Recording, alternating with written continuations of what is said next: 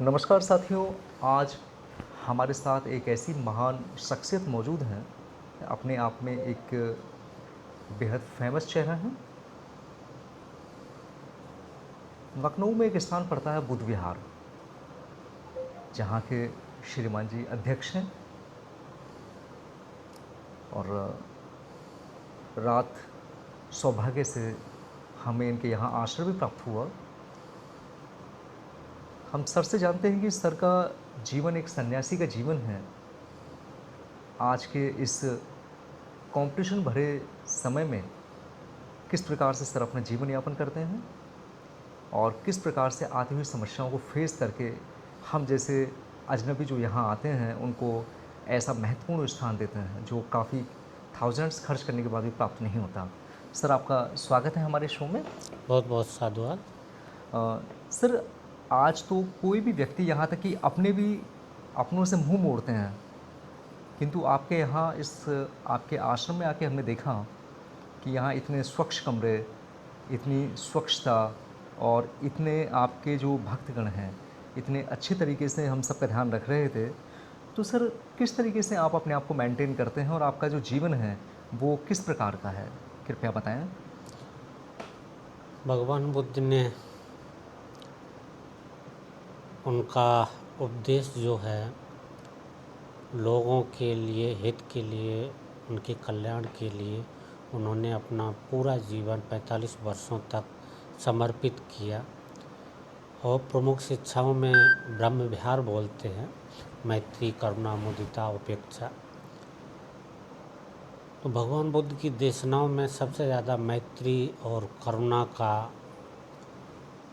समावेश मिलेगा, जिसमें लोगों के प्रति, सबके प्रति, प्राणी मात्र के प्रति, उनके प्रति सुख की कामना करना, उनकी खुशहाली की कामना करना, उनके दुखों में सम्मिलित होना, उनके दुखों को महसूस करना, ये प्रमुख शिक्षाओं का अंग है।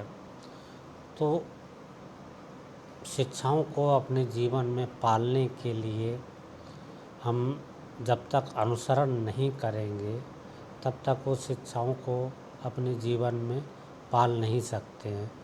जो जितना अनुसरण करेगा वो उतना पालेगा। तो उसी शिक्षाओं के अनुरूप में प्रयास करते हैं कि लोगों को एक मन में उनके प्रसन्नता जगे, जो भी लोग आए उनको अपनापन महसूस हो सके। और मैं हमेशा ये मानता हूँ और बोलता भी हूँ कि अजनबी शब्द जो है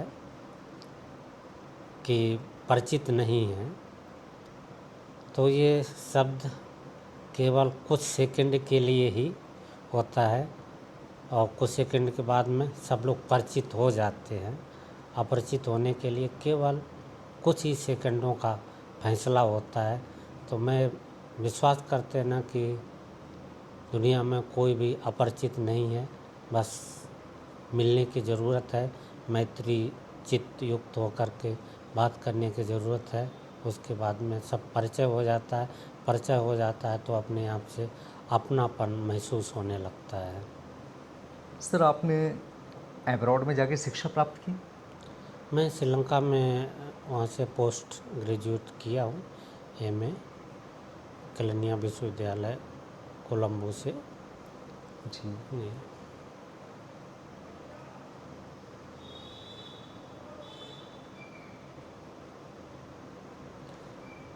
किंतु फिर भी आपने शादी नहीं की, अपना पूरा जीवन साधु के तरीके से आप बिता रहे हैं। तो ये मन में कहाँ से आपके ये कंसेप्ट आया कि नहीं, मुझे इतना शिक्षित होने के बावजूद भी अपने देश या अपना जीवन अपने देश और अपने साधुवाद के नाम कर देना चाहिए। जब मैं भिक्षु बना तो उस समय तो ऐसा कोई विचार नहीं था। जब धर्म को पढ़ा, भगवान बुद्ध की शिक्षाओं को पढ़ा, उसके बाद में अनुभव हुआ है ना कि हमको क्या करना चाहिए, क्या नहीं करना चाहिए। और भगवान बुद्ध ने दुखों से मुक्ति के लिए जो मार्ग दिया है कि चार असत्य हैं। चार असत्य बोलते हैं, दुख है, दुख का कारण है, दुख का निवारण है, निवारण का मार्ग है। ये चार असत्य हैं।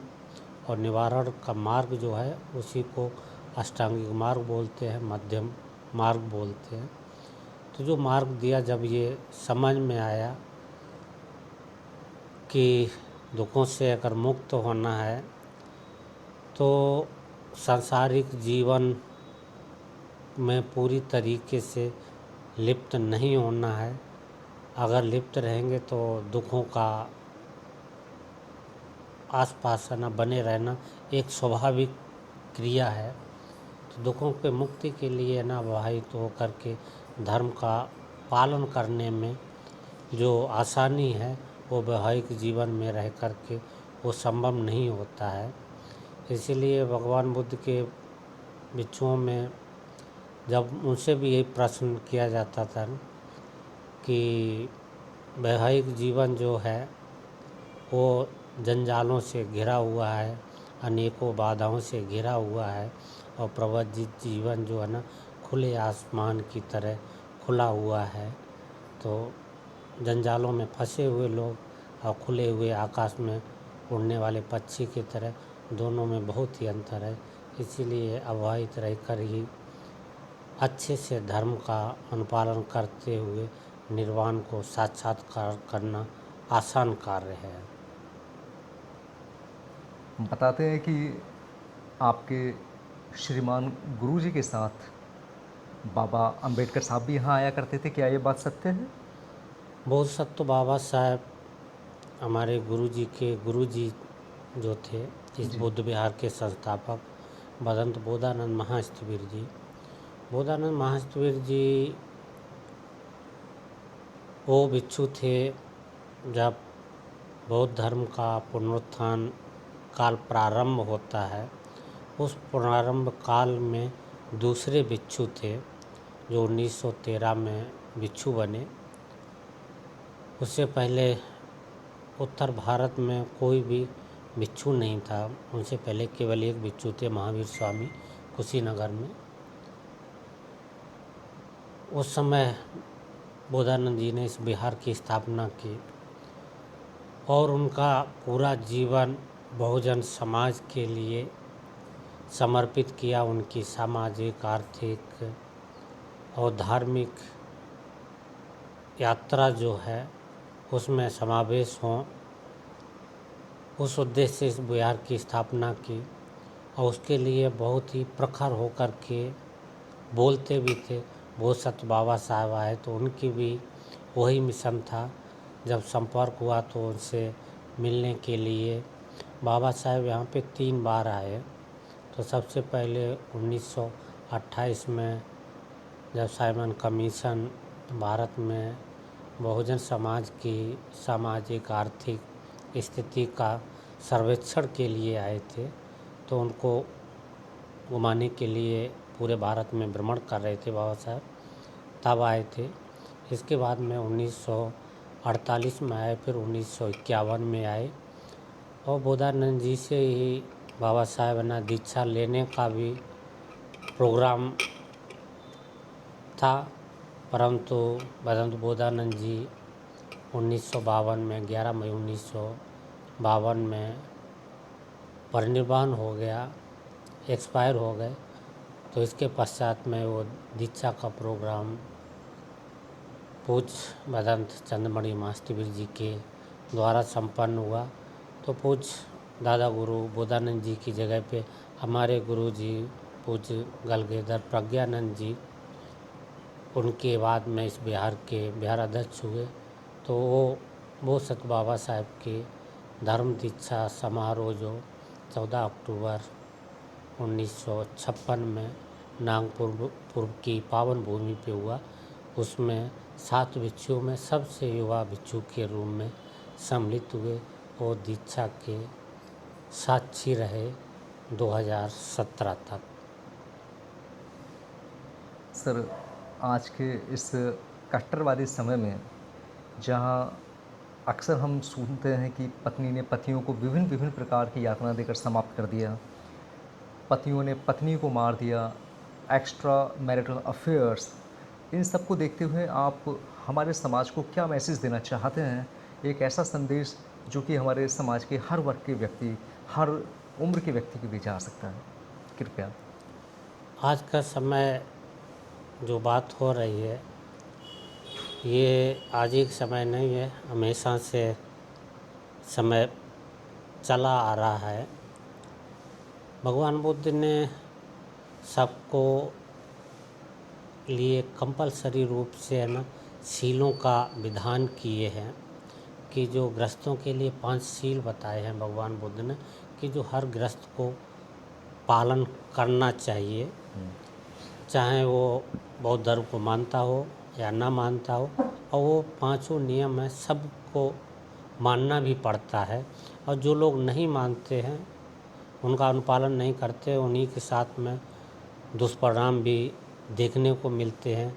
जैसे एक्स्ट्रा अफेयर में भी लोग एक दूसरे को, पति पत्नी को मार देता है, पत्नी पति को मार दे रहे हैं।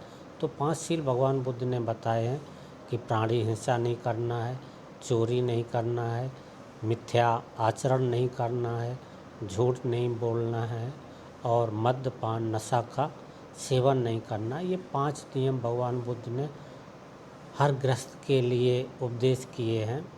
और बौद्धों में ये परिपाटी भी है, हम लोग कोई भी धार्मिक या सामाजिक कोई भी प्रोग्राम करें, अनुष्ठान करें, तो सबसे पहले तिसरन और पंचशील भगवान बुद्ध धम्म संघ की शरण ग्रहण करके ये 5 सीलों को ग्रहण करते हैं कि हिंसा नहीं करेंगे, चोरी नहीं करेंगे, व्यभिचार नहीं करेंगे, झूठ नहीं बोलेंगे और मद्यपान का सेवन नहीं करेंगे। ये बौद्धों का जीवनचर्या का अभिन्न अंग है। चाहे हम सामाजिक रूप में रहें, चाहे धार्मिक रूप में रहें, चाहे राजनीतिक रूप में रहें, हर रूप में ये 5 नियमों का पालन करना कंपलसरी भगवान बुद्ध ने बना के रखा हुआ है। तो ये परिपाटी आज भी परिपाटी चल रही है कि कोई भी प्रोग्राम से पहले पंचशील ये 5 नियमों का पाठ करते हैं और संकल्पित होते हैं कि ये 5 अकुशल कर्म नहीं करेंगे। और जब ये 5 कर्म नहीं करेंगे तो जैसे ये घटनाएं आज देखने को मिल रही हैं ना, तो देखने को नहीं मिलेंगी। और अनुपालन न करने का ही कारण है कि वो ऐसी घटनाएं देखने को मिल रही हैं। आपको बहुत बहुत हम धन्यवाद करते हैं कि आपने अपने बेहद बेहद कीमती समय में से कुछ समय हमारे दर्शकों को दिया, और वो मधुर बातें जो कि आज के वर्ग के हर व्यक्ति को सुननी चाहिए, आपने उनको संवाद के रूप में सुनाई। बहुत बहुत धन्यवाद। बहुत बहुत साधुवाद आपको, आपके दर्शकों को बहुत बहुत शुभकामनाएं।